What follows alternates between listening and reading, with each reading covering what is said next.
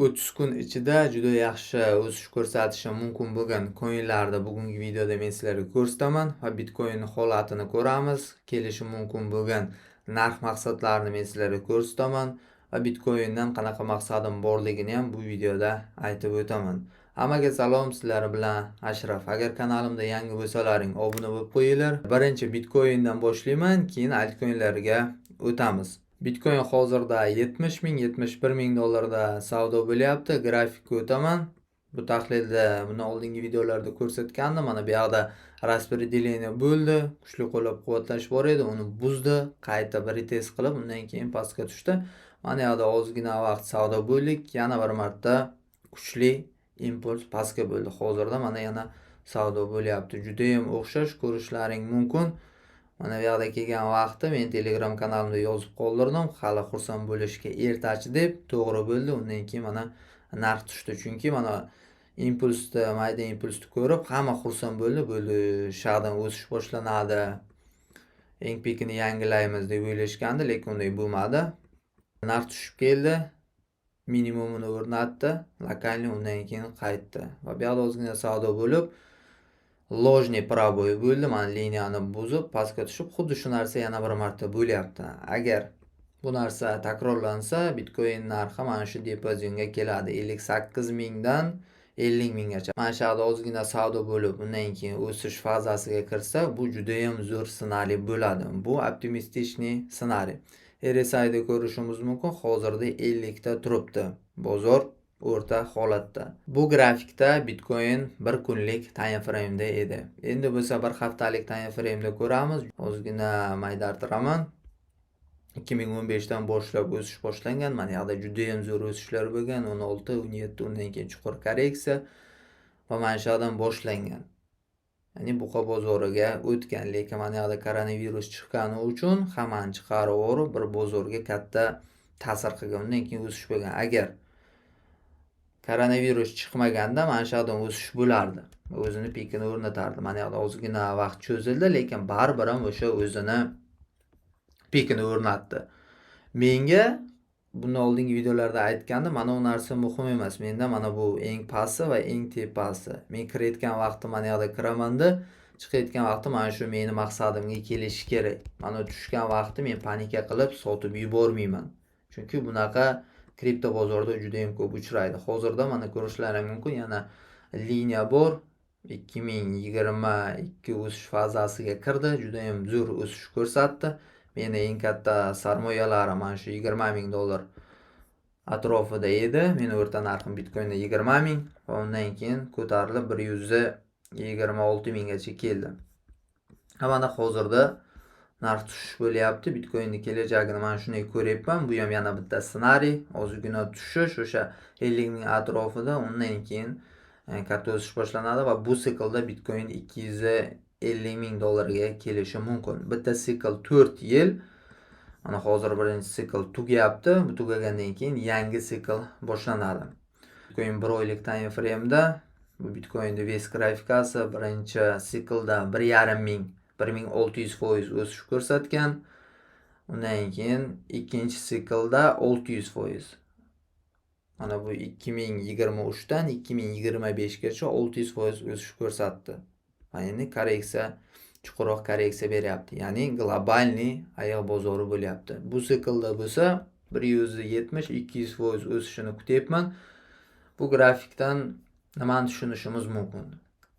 Bitcoin og'irlashyapti va o'sish potensiali yildan yilga kamayib boryapti. Chunki ko'p katta investorlar, kompaniyalar sotib olib, sotishmayapti. Oldin Bitcoinning katta qismi mayda treyderlarning qo'lida edi. Ular bugun olib, ertaga sotib, mana shunaqa qilgan, shuning uchun ham narx juda ham ko'tarilib ketgan, juda ham tushib ketgan. Buni oldingi videolarda ko'rsatdim. Tarixida qanchalik tushish bo'lgan, qanchalik o'sish bo'lgan, bundan oldingi videolarda ham ko'ringlar. Keyin shoshilmanglar, sizlarga sabr tilayman. Hozir altcoinlarni ham ko'rib chiqamiz. Bitcoin narxi tushsa, ko'p altcoinlarni o'zi bilan tortib ketadi. Bitta ikkita bo'ladi. Bitcoin tushayotgan vaqtda ham o'sayotgan. O'tgan siklda Tron shu narsani ko'rsatdi. Bitcoin narxi qanchalik tushsa ham Tron yo'lini tepaga davom etaverdi. Lekin bunaqa coinlar juda ham kam. Bu grafikdan bir narsani tushunishlaring mumkin. Yildan yilga Bitcoin potensiali kamayapti. Boshqa manbalardan ham ko'rishlaring mumkin, analiz qilishlaring mumkin. Yildan yilga Bitcoin beradigan foyda kamayib boryapti. Shuning uchun ham hoziroq imkoniyatlardan foydalanib qolish kerak edi. Eng zo'r vaqt daraxt ekish uchun 20 yil oldin edi. Keyingi eng yaxshi vaqt bu bugun. Gap daraxt haqida ketmayapti. Mana bu tahlilda 2025-yil 25-fevralda bergandim. Yilning boshida. Bitcoinning kelajagini mana shunday ko'rgandim. Bu ssenariy juda ham realga, haqiqatga yaqin bo'lib chiqyapti. Bu BLX grafikasi qotib qoldi, nimagadir ishlamay qoldi. Bo'lmasam grafikni men sizlarga ko'rsatishim mumkin edi. Mana o'sha 25-avgustdan keyin yurmay qoldi bu grafik. Hech qisi yo'q. Boshqa paralarda ko'rishimiz mumkin. Mana Bitcoinda eng piki bo'lgan, undan keyin o'sish bo'lgan o'sha dekabr oyida tugagan. Undan keyin yana 17-dekabrda pikini o'rnatib tushish bo'lgan. Undan keyin mana bu yil o'sha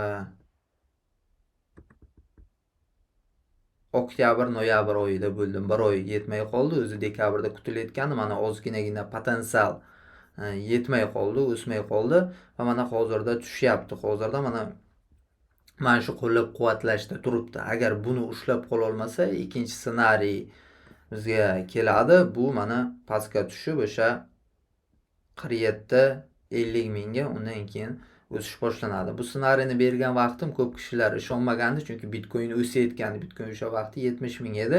Birinchi o'sishiga ishonishmadi. Mana bu yerda o'sish ko'rsatganmi, o'sdi. O'sishni boshlagandan keyin tushishiga hech kim ishonmadi. Bu kripto bozor shunisi bilan qiziq, narx o'sayotgan vaqtda hamma dalshi o'sish bo'ladi deydi. Narx tushayotgan payti bo'lsa, tushishini ko'proq kutishadi. Yana tushib keladi. Shunaqa izohlar ham keladi. Agar Bitcoin $100 kelsa, unda Bitcoin sotib olaman degan insonlar bo'ladi-da. Endi bo'lsa CoinMarketCap'da ko'rishni boshlaymiz. Sizlarga ko'rsataman. Eng katta o'sish berishi mumkin bo'lgan coinlardan biri bu Avalanche. Avalanche hozirda market capi 4.12 milliard, savdo obyomi bo'lsa 400 millionga yaqin. Aniqroq aytayotgan bo'lsam 358. Men videolarimda krugli raqam aytishni yaxshi ko'raman. Maydalashib o'tirmayman. Bir xillar shuni ham yozishyapti. 358 million edi, sen 400 million deding yoki 360 million deding deyishyapti. Kruglet qilib gapirishni yaxshi ko'raman. Shuning uchun ham agar yoqsa videolarimni ko'ringlar, yoqmasa bemalol atpiska qilib ketishlaring mumkin. Menga unaqa insonlar kerak emas. Mana ekranda ko'rinib turibdi, sizlar aniq o'zlaring ko'rib olishlaring mumkin. Eng baland nuqtasi $146 bo'ldi. Hozirda 93% tushgan.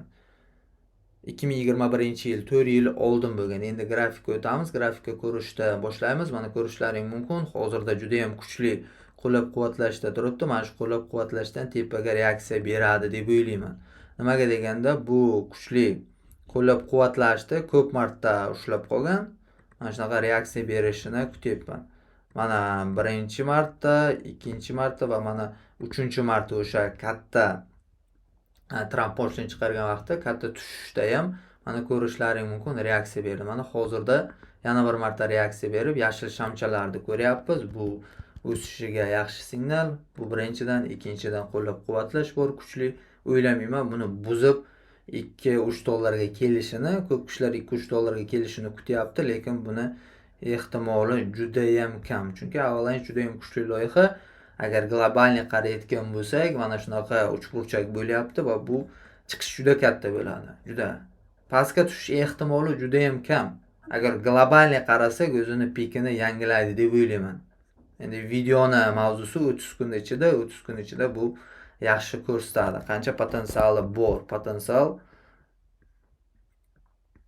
150-200% bemalol o'sa oladi. Bemalol Avalanche. Birinchisi Avalanche edi. Avalanche haqida juda ko'p video qilganman, ko'p nuqtalarda olganman. O'tgan siklda mana shu yerda kirib chiqqanman men. Mana shu pastda yig'ish bo'lgan. Oldingi videolarimni ko'rsalaring, Avalanche'da to'liq obzor qilib berganim bo'lgan. To'liq nima loyiha bu, nima maqsadi bor, kimlar sarmoya kiritgan katta kompaniyalardan, kim buni orqasida turibdi, oq varag'ida nimalar bor, maqsadi nima, hammasini ko'rsatib tushuntirib berganman. Endi bu videoda unchalik to'xtalib o'tmayman, video cho'zilib ketadi. Shuning uchun ham grafikda mana qisqa ma'lumot berib o'tib ketyapman. Mana bu yoqda liniya bor, liniyani mana 4 marta buzolmadi. O'ylaymanki, bu safar buzib tepaga ketish ehtimoli juda ham katta. Bundan keyin ikkinchi katta o'sishi mumkin bo'lgan loyiha bu Niar. Niarda ko'rishimiz mumkin. Niarda ham Avalanche'ga o'xshash grafik. Hozirda o'sha pastki nuqtada turibdi. Mana o'tgan siklda bu yoqda kirgandim, bu yoqda chiqdi. Mana bu siklda ham kirdim. Bu siklda ham mana shu yoqda kirib 35% foyda qildik. Buni Telegram kanalimga tashlaganman. Video davomida hozir ko'rsataman. Sizlar o'tib ko'rishlaring mumkin. Jamoam bilan mana shu nuqtaga kirib, mana potensialni oldik. Endi bu qisqa muddatli savdoyimiz edi. Agar uzoq muddatga qarasa, o'ylaymanki, juda ham yaxshi ko'rsatadi. Mana bu yerda ham chizib ko'rsataman sizlarga liniyani. Ko'rishlaring mumkin, juda ham o'xshash uchburchak bo'lyapti. Bu uchburchak ko'pincha tepaga proboy bo'ladi. Chunki pastga o'ylamayman 50 sentga kelishini. O'sha Bitcoin 15 ming, 16 ming bo'lgan vaqti o'sha $1 $1.20-80 sentda savdo bo'ldi va mana o'sha pastga tushib, undan ham pastga tushdi. 2023 dan ham pastroqqa tushdi mana. 83-84 gacha tushib, undan keyin mana asta-asta ko'tarilyapti va ko'rishimiz mumkin, yashil shamchalar yaxshi sotib olish bo'layotganini biz tushunishimizga yordam beradi. Bu shamlar har bitta insonning xatti-harakati. Kim sotib olyapti, kim sotyapti, qancha ob'yomda, bularni hammasini ko'rib tahlil qilishimiz mumkin. Uchinchisi, Litecoin juda ham eski loyihalardan biri, juda ham kuchli loyiha. Juda zo'r nuqtada turibdi, o'sha kuchli qo'llab-quvvatlashda. Asta tiklanishda boshlayapti. Mana yoqda to'rtburchak juda ham yig'ilish bo'ldi. Bitcoin narxi tushgani uchun bu ham tushib ketdi. Agar yana ozgina Bitcoin o'sganda, mana shu yerdan tepaga ketib o'zini pikini o'rnatardi. Lekin bu siklda o'xshata olmadi. Bu siklda kuchi yetmadi. Eng baland nuqtasi $150 bo'ldi. 2021-yil eng piki bo'lgan $420 bo'lgan. Undan keyin tushib $40 tushgan, juda zo'r imkoniyat bergandi. Undan keyin tiklandi. Mana o'ylaymanki, hozir o'sha kuchli qo'llab-quvvatlashda turibdi. Kuchli qo'llab-quvvatlashni ushlab qoladi va mana shu yoqgacha keladi deb o'ylayman. Bu hammasi qisqa muddatli. Globalni qarasa, boshqacha narx maqsadlari keyingi videolarda sizlarga globalni maqsadlarimni ham ko'rsataman. Litecoin'ga men ko'p nuqtalarda sarmoya kirityapman. Mana shu diapazon men sotib olish diapazonim bo'ladi. Mana shu yoqgacha. Agar tushsa, bu men uchun imkoniyat. Agar tushmasa ham menga farqi yo'q. Meni bir oyog'im bozorda. O'sib ketsa, foydani olaman. Tushib ketsa, yana olaman. Investor mana shunday bo'lishi kerak. Ko'p kishilar mana tushayotganda olmaydi, o'sayotganda sotib oladi. Keyin narx tushadi. Ular zararda bo'ladi. Shuning uchun ham to'g'ri qaror qabul qilinglar. Bozorda emotsiyasiz tahlil qilinglar. Undan keyin Niarda aytdim, jamoam bilan oldim deb, kim agar men jamoamda bo'lib, men bilan birga bozorga kirib chiqishda xohlasa, men nimani sotib olyapman, nimani sotyapman, o'shalarni ko'rishni xohlasa, shu ma'lumotlarga ega bo'lishni xohlasa, mana meni CryptoMasters jamoamga qo'shilsin. Bu meni pulli loyiham, yoqda sizlar signallar, o'sha o'qish noldan professional darajagacha va o'sha qo'shilganlari bilan suhbat haqiqiy va realniy bozorda ishlaydigan, realniy tushunchasi bor investor treyderlari bilan suhbat. Kimga qiziq bo'lsa, CryptoMasters meni jamoamga qo'shilsin. Undan keyin mana meni Telegram kanalim, bu yerda juda ham ko'p tahlil ma'lumotlar tashlab turaman. O'tib obuna bo'lib qo'yinglar. Mana yaqinda juda ham yaxshi foyda bo'ldi. Feddan 40%, ikkinchisidan 25% foyda bo'ldi. 7 kunda portfelga 65% qo'shdik. Trump memcoin'i reaksiya berdi, ya'ni impulsli o'sish bo'lyapti. Yangilik chiqqani uchun bu mana shu memcoinlar mana shunday harakatlanadi.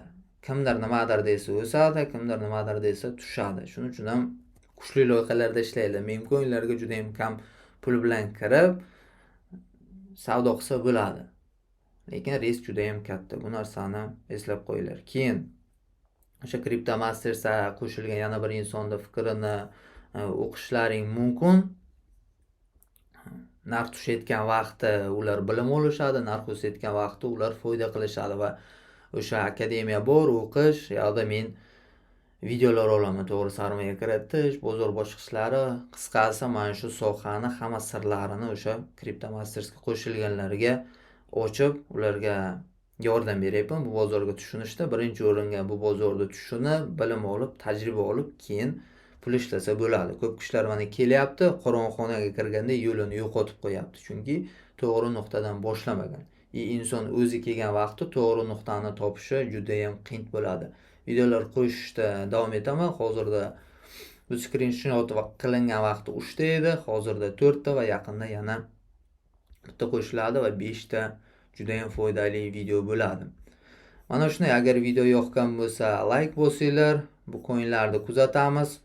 O'ylaymanki, bir oy ichida bu loyihalar tepaga uchadi. Tez kunda altcoinlarni tahlil qilish rubrikasini davom etaman. Juda ham ko'p kishilar so'rashdi. Altcoinlarni ancha vaqtdan beri tahlil qilmay qo'ydingiz deb. Tez kunlarda o'sha video chiqadi. U videoni ko'rish uchun bu videoga like bosinglar, kanalga obuna bo'linglar va qo'ng'iroqchani yoqib qo'yinglar. Sizlar bilan Ashraf bo'ldi.